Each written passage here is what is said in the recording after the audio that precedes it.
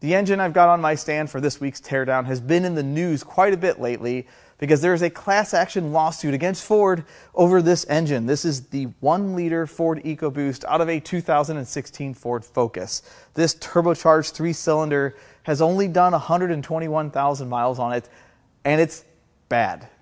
I know you're shocked. I can see it in your face. It probably looks a lot like my face.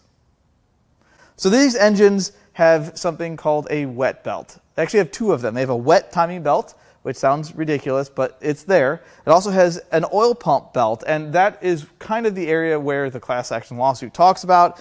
The tensioner arm for the wet belt for the oil pump breaks, and then it shears all the teeth off of the oil pump belt, and then it loses oil pressure, jams the teeth into the pickup anyway, and then it wrecks the engine. That seems to be what happens sometimes.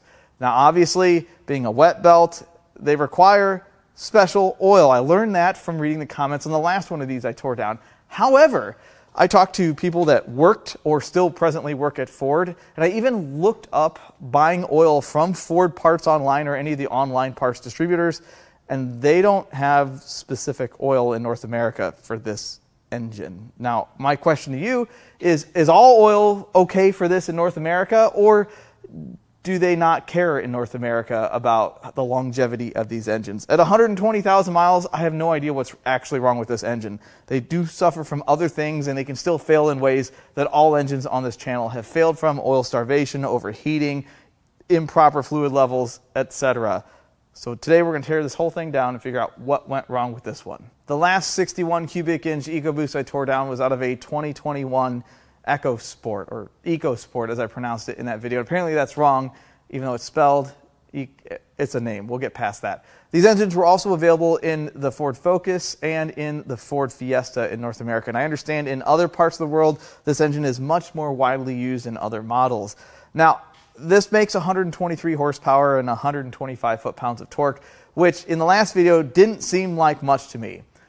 Nothing has changed. This still, to me, should make more power. However, in a Focus or in a Fiesta, that's plenty of power.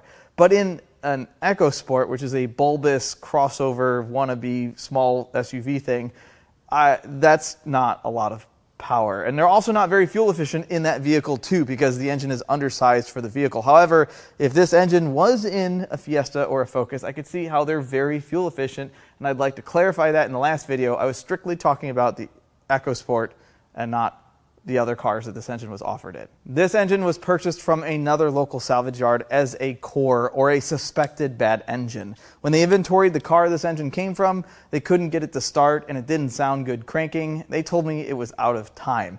Now, the reason I bought this engine is that there are 2 more 1000cc EcoBoost engines in this shop, and they both need parts to make them good. And I'm hoping that I can steal the parts from this engine to fix them, to put them back on the shelf to sell. This is a business after all. But we're going to tear this thing down and figure out what happened. I suspect that it cranked just fine because the torque converter bolts were all out of it. So let's see how it feels. Let's see if it's actually out of time. Well, it feels like it's got compression.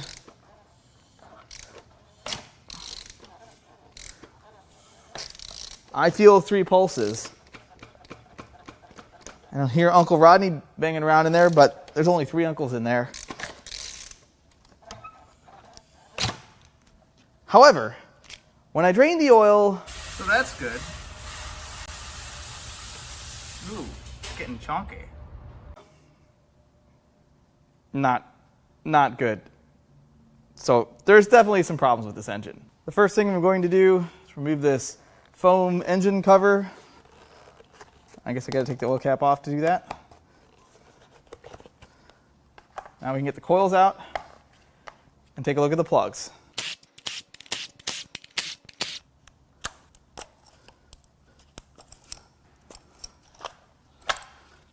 Well, 2 of them had a little bit of fluid around them. Not too bad. Wow, those are tight.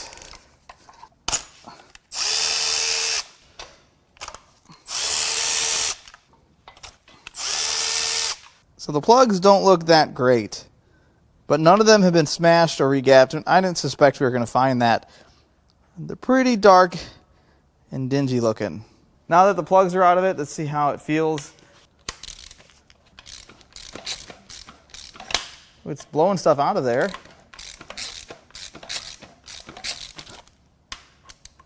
It's obviously building compression, so I think that, ooh, it sounds kind of metallic-y in there too.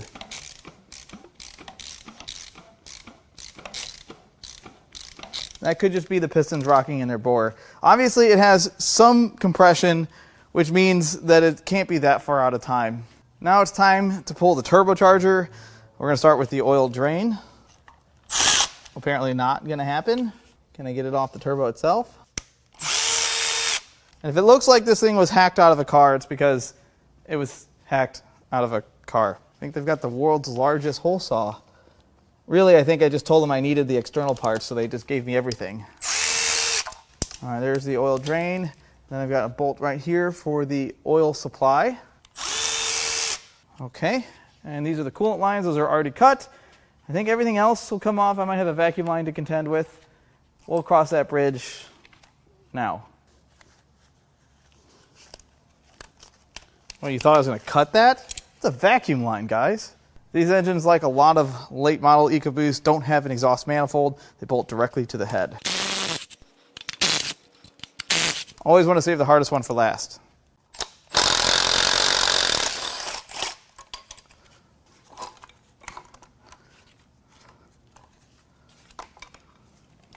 Oh, I've got another vacuum line. And the turbo is off.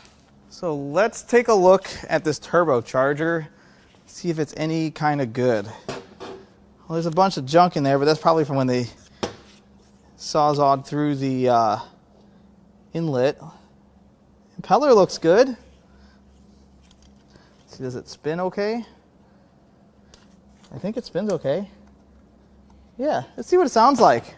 Now, last time I did this, a lot of you got very angry with me saying that I ruined the turbo and that the noises made your cats run into the other room. Well, here's your warning, because I'm going to do it again.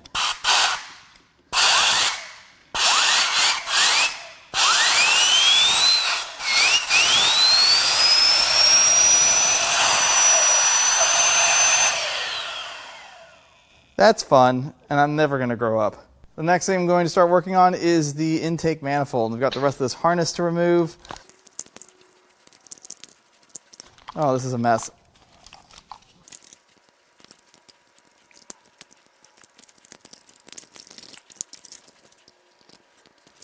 We're making progress. Yes. We are getting there. And that solenoid's broken.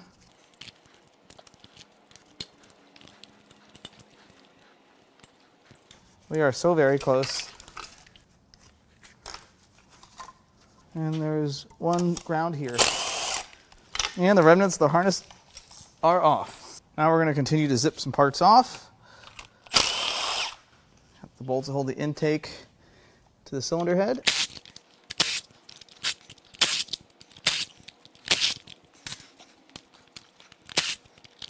All right, all the bolts are out, but I still have some stuff connected. Looks like evap, maybe some boost control, crank case ventilation.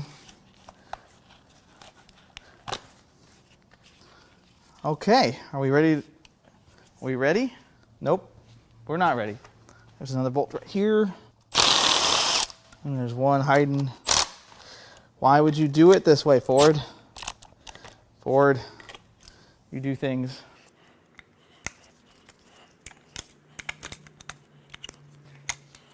Can I get on that bolt now?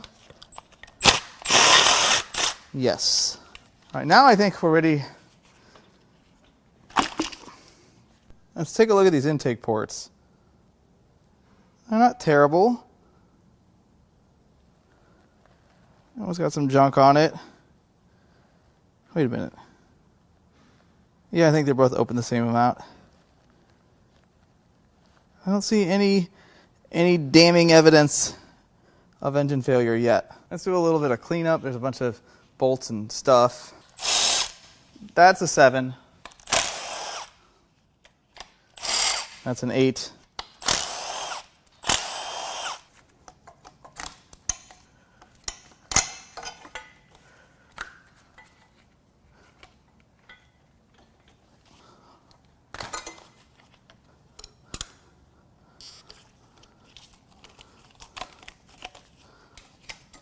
Okay, start working on the fuel system. Let's get some brackets out of the way. High pressure line first. Now the fuel pump.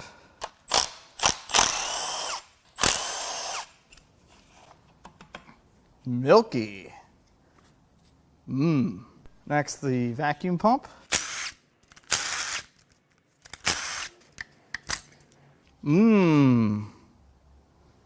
Next, we'll unbolt the fuel rail. Oh, blue.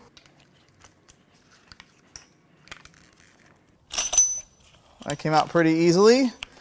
And when I say it came out, one of the injectors came out. The other two are firmly mounted in the cylinder head where they will remain for now. Let's see if we can't get this injector harness out.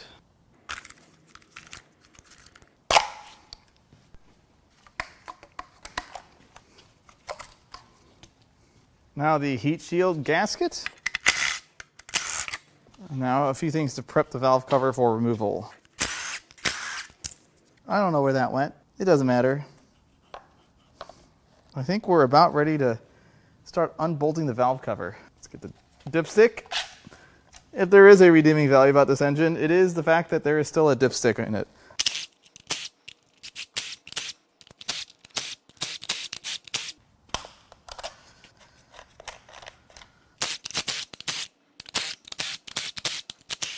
Okay, I think that's all of them. I gotta be careful because this is one of the components I need for one of the other engines.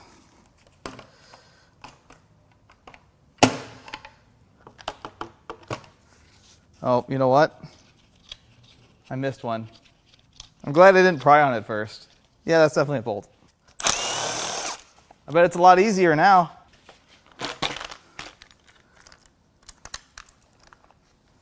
And there's the valve cover off. And there's our first look at the wet, oil-bathed timing belt. So this looks pretty clean in here, but when oil and coolant mix and coolant or water gets superheated, it can break down all the oil varnish. So we really can't have a perfect idea of how well this engine was maintained. 120,000 miles by today's standards is hardly anything. Let's take a look at this belt. Don't worry about that. It's not terrible. It definitely has teeth on it. We're going to turn this over and make sure that it's not missing any teeth, but I don't suspect that's what we're going to find with this belt in this condition.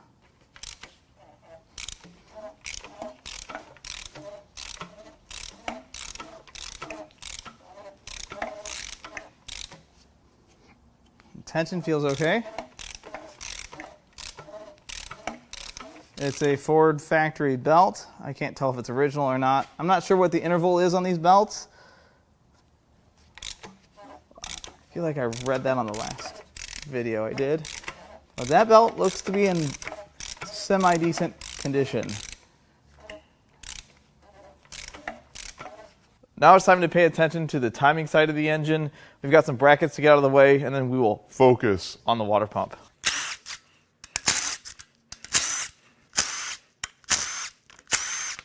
Now we can unbolt the water pump.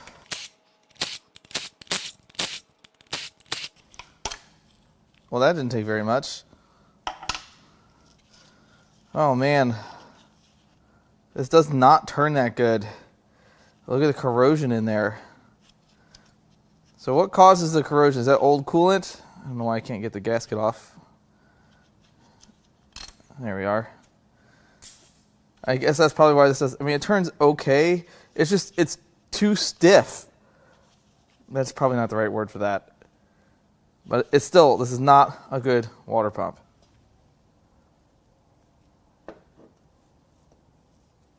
Now the crank bolt and crank pulley.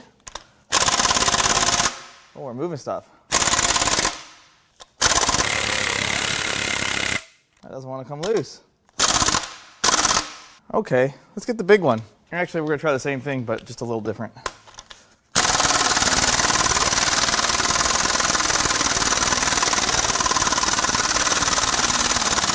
All right, let's get the big one. If this doesn't do it, it should have. And this should just, okay, blue. There we are. Before I start unbolting the timing cover, I'm going to remove this thermostat housing and water manifold. Just get this out of the way. It makes things a little easier.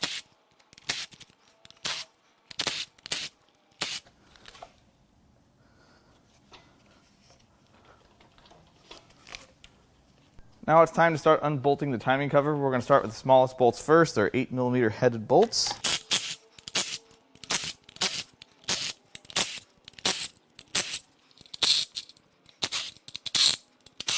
Next, we'll graduate to the 10mm headed bolts, which is here. And only one. And finally, some 13mm. Nope. Let's lose the extension. Nope. Time for the air. Oh, there's one more. I think that does it. These are good bolts for my engine stand. So I did a double check, made sure that I didn't miss any bolts, and it does not appear that I've missed any bolts. Now we're going to just try to help it off with blue here.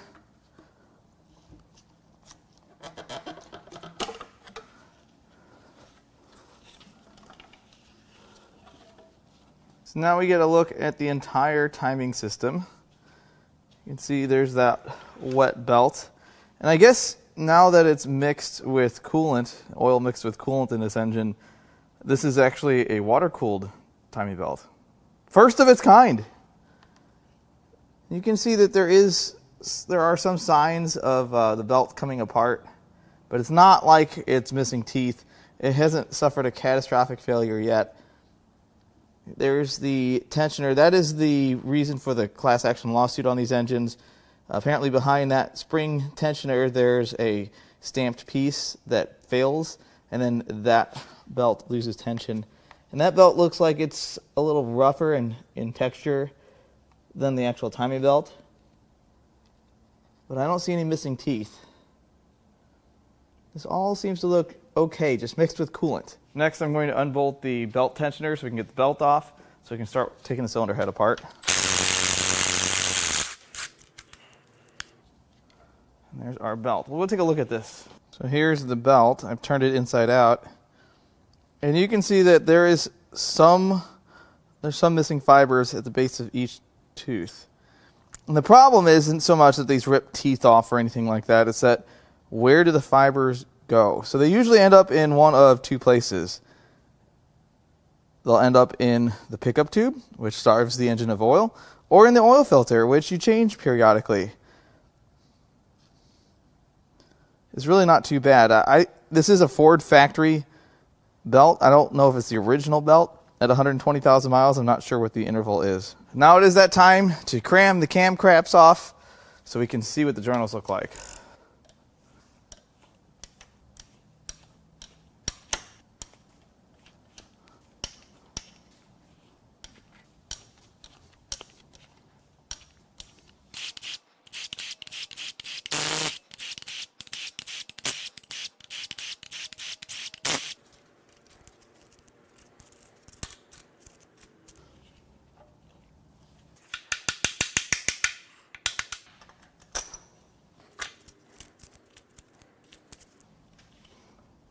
First, we'll look at the journals, and you can definitely tell this thing had coolant running through the entire oiling system. It's very apparent here because you really don't see any actual oil. It's all milkshake, all of it. And you can see there's some suspended debris. I don't know what else I'd call that. Probably bits of metal, very fine, however. And there's the substance that I drained out of the sump. Here's the intake cam, and it looks to be in pretty good shape. There's a little bit of wear on the journals, but it's not too terrible. The caps don't look too terrible either. I don't really see any major grooves or damage like it was starved of oil. And usually these will be the first things to show signs of wear. Here's the exhaust cam. A little bit of wear on the journals. I think these would be just fine. Before we undo the head bolts, we need to remove the turbo oil feed line. Hold on. Now let's see if we can get on the drain. Oh, I remember.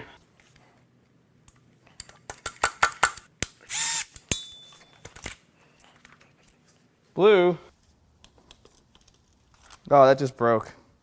I broke a part that you're not supposed to reuse. Sorry, guys. Next, I need to remove this part of the valve cover, rocker cover, whatever you want to call this. It's not a cam cap.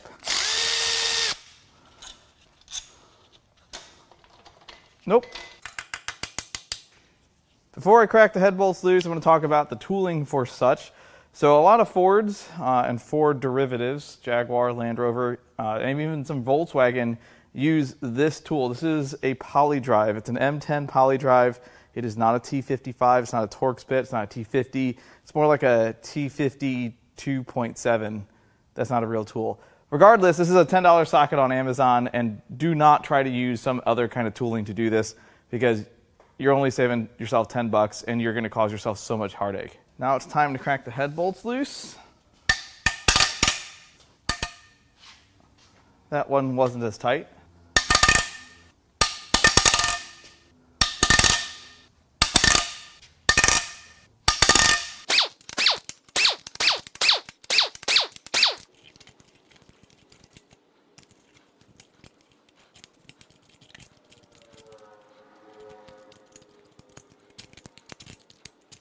And time to remove the cylinder head.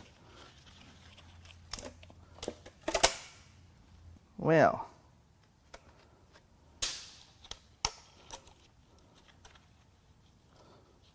Can I have the head gasket, please?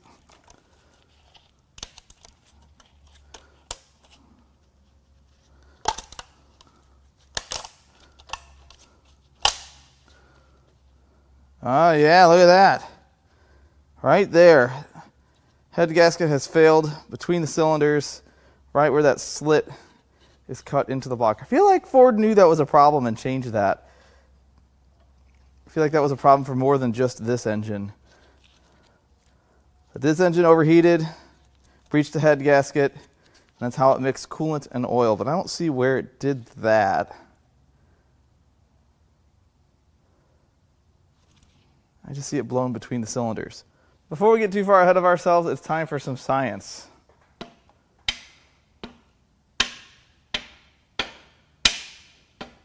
think we're good. That's fun. All right, I'm done playing. Let's take a look at the block, cylinders, pistons. So pistons don't look too terrible. But why would they? We didn't see any kind of failure related to them yet. Cylinder walls look pretty good. I'm looking real close at the area between the cylinders, though. I've heard that some of the Ecoboost engines can crack there.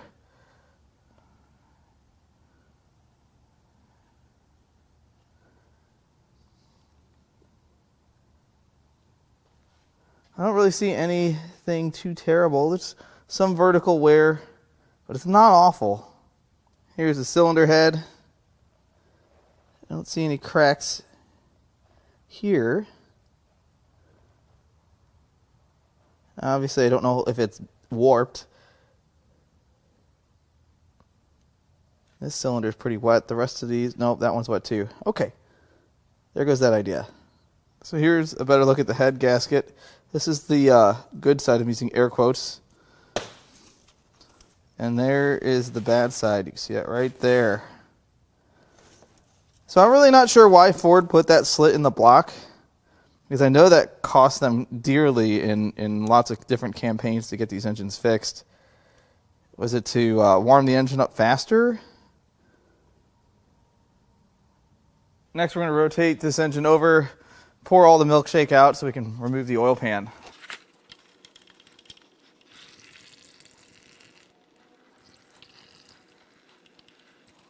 Time to unbolt the oil pan.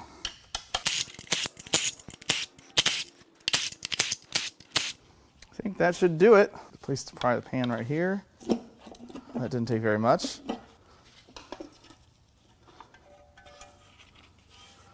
Oh, yummy. Oh, the smell is pretty bad. It's fine. It smells pretty bad. So here is the oil pump and balance shaft cassette.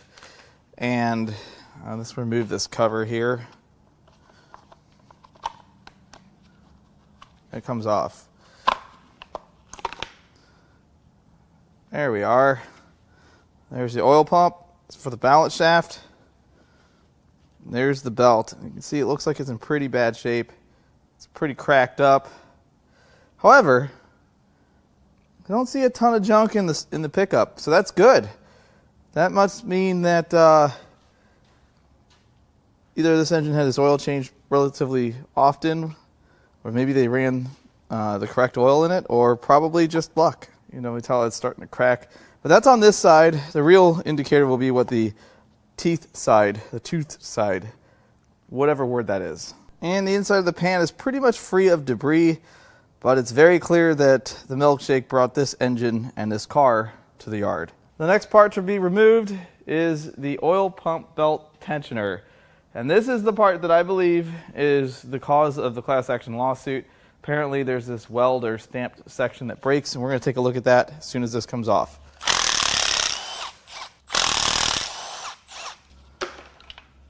That's what breaks right there. That little stamp section, and then this spring-loaded tensioner falls off, the belt loses its tension, and it tears the teeth off, and all the teeth end up in the pickup, and it wrecks the engine. In a nutshell, that's what usually happens to these engines. Okay, well, I think we're going to have to unbolt the oil pump and slide the gear off. Whoa! That's kind of difficult.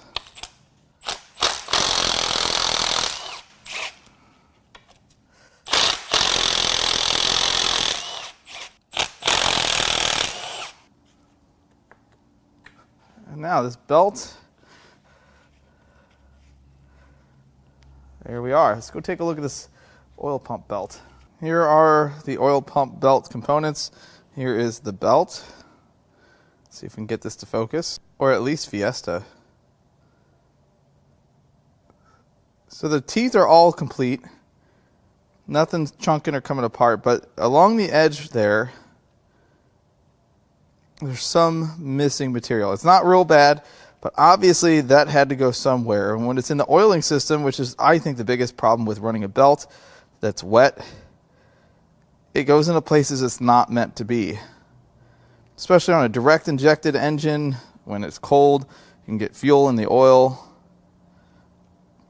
and that fuel will deteriorate the belt. The outside of the belt is pretty cracked up, but I think this part matters way less than the tooth side. And this is the component here, and I already covered this once, but this is what fails and usually kills these engines. And I think this is the part that Ford said, well, we don't have an updated part. I suppose if you really, really, really, really wanted to keep one of these engines alive, little couple tack welds right there probably ensure that that wouldn't come apart. Next, we will remove the oil pump and balance shaft.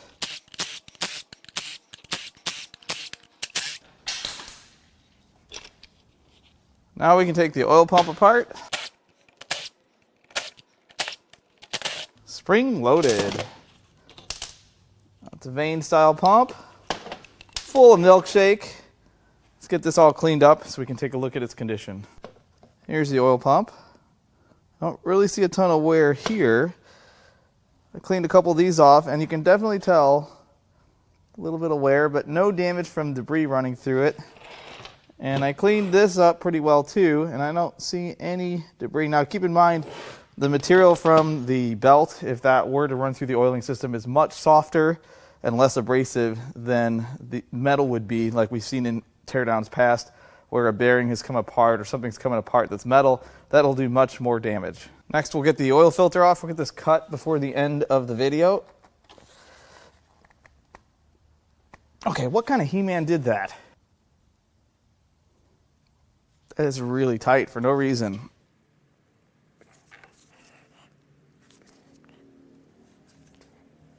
And look at the amount of force it took to get this filter off. No need to go this tight with these.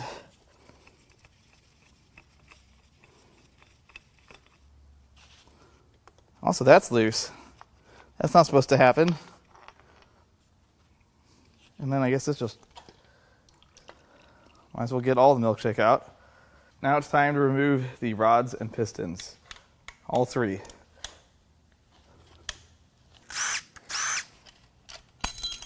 I needed that.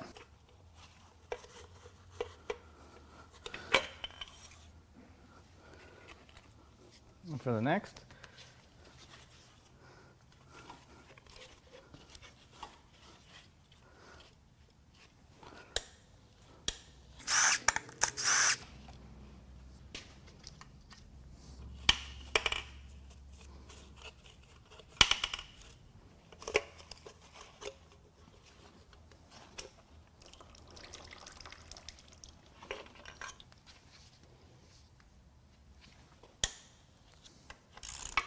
Whoa there.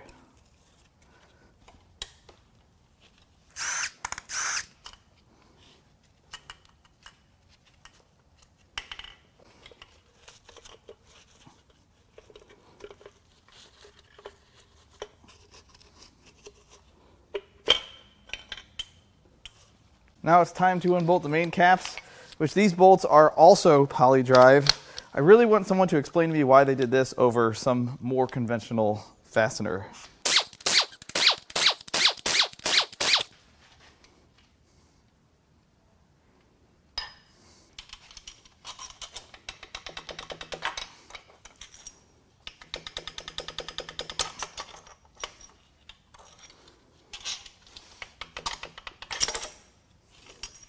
Now we can pull the crankshaft out of the block.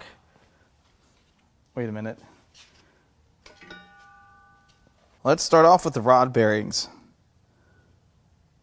They're really in great condition. I don't see any major wear.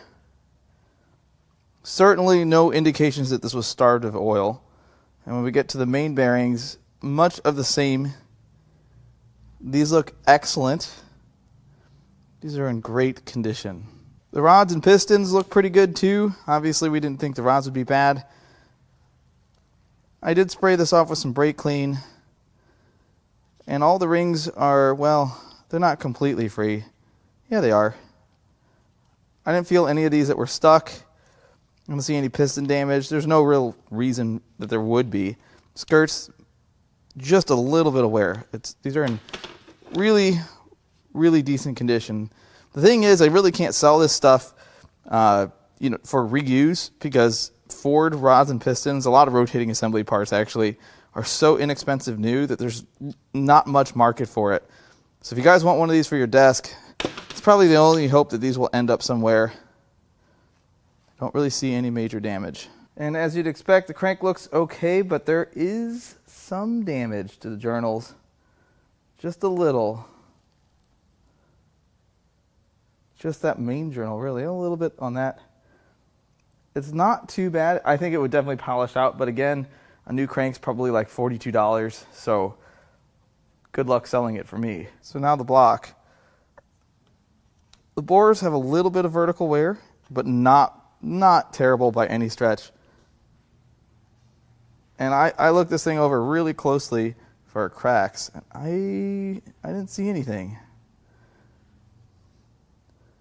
I could take like a Scotch pad to it and it may show something, but I don't really see anything jumping out at me right now. And the oil filter, there's definitely some junk in the pleats. It's dark in color, but I don't see any metal, which obviously if we saw metal in here, we would have seen signs of that in the bearings and journals, but we didn't see any of that. It's just it could just be varnish, it could just be oil deposits, could be belt material. There's not a ton of it. Generally speaking, the person that would buy a 1-liter Ecoboost powered vehicle did so because it's basic transportation. It's what you use to run errands, to go to work, to go to school, see your family. It's supposed to be something that you rely on. It's not a toy, it's not some exotic thing, it's not a dirt bike or anything crazy that you expect to be failure prone because of its intended use. It's basic transportation. And when basic transportation has so many possible catastrophic failure modes, can you really rely on it? I don't know that I would want to keep a vehicle with this engine. Now, I know some of you from the last video, I had a lot of comments, at least 3 or 4 of people that had great luck with them lasting 30 or 40,000 miles. And of course, I'm making a joke of this. But if you make 100,000 of anything, you're going to have very good examples and very poor examples. The problem is you don't know which one you're going to get if you buy one of these cars. There's not a guarantee that if you change your oil on time, use quality oil, and maintain your vehicle to the best of your ability, that you're not going to have a catastrophic failure, because what we saw today and even in the last video is nothing that you can control. That's the worst part, I think. The fact that you are pretty much at the risk of catastrophic failure and there's nothing you can do about it, which is exactly why I would never recommend anybody buying anything with a 1-liter Ecoboost. I know that's hard to hear for the people that own it, but if your car still runs, there's still time. CarMax buys just about everything. I'm only kidding. You can get good luck out of those, and I know there's going to be some people that are mad about that sentiment, but there are so many cars in that class that get the same fuel economy, cost the same or less, and don't have the risk of catastrophic failure. So unless you really love your car, why do you keep it? I gotta know. Now, the worst part, too, to me, is that the engines that they are replacing in EcoSports now to get people back on the road have the same failure-prone oil pump belt tensioner. To me, it seems like an easy fix. You smear it with some weld, you grind it down, and it should be fixed. But I'm not in that industry. What the hell do I know? Either way, I am concerned for the people that own them, because they are still cars, they are still an expense, and to have it completely useless, stuck on your driveway because the engine's locked up, because the belt tensioner failed, and it ripped all the teeth off the belt, jammed it in the pickup, and wrecked the engine and the turbo, don't know that I would keep one of those cars. Now, as far as parts are concerned, this engine had a lot of really good parts that I can use to fix or assemble the other 2 engines I have here that need parts, which I have to go through carefully to make sure they are in good shape.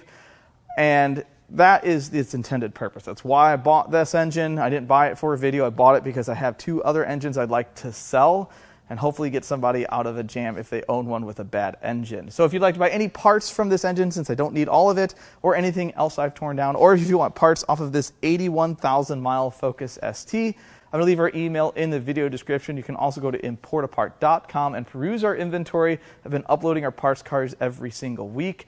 As always, I really hope you enjoyed this video. I love all the comments, the feedback, and even the criticism. I love it all, and I'll catch you on the next one.